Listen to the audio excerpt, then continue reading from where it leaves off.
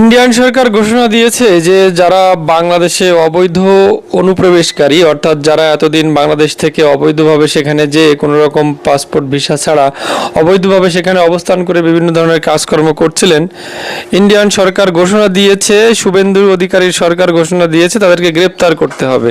এই গ্রেপ্তারের কথা শোনার পরপরই অনুপ্রবেশকারীরা যারা এতদিন নির্বিঘ্নে ভারতে বিভিন্ন কাজকর্মে লিপ্ত ছিলেন, তারা কিন্তু ভারত ছেড়ে সীমান্তে আসা শুরু করে দিয়েছে।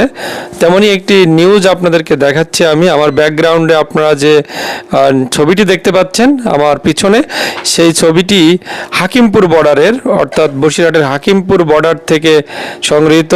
তো তারা এখন বাংলাদেশে ফেরার জন্য বিএসএফ এর কাছে আত্মসমর্পণ করছেন এবং বিএসএফ কিন্তু তাদের ঠিকানা যাচাই করার পরে তারা বিজিবির কাছে তাদেরকে হস্তান্তর করবে। তারপরে বিজিবি তাদেরকে ঠিকানা বাংলাদেশের কোথায় এটা মানে প্রমাণ পাওয়ার পরে তাদেরকে কিন্তু বাংলাদেশে ফিরিয়ে আনার যে প্রসেস সেটা কিন্তু শুরু হবে।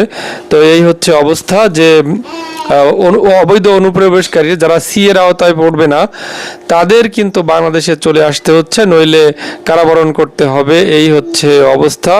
খুবই ভয়াবহ একটা অবস্থা শুরু হয়েছে বর্ডারে। দেখা যাক কি হয় শেষ পর্যন্ত।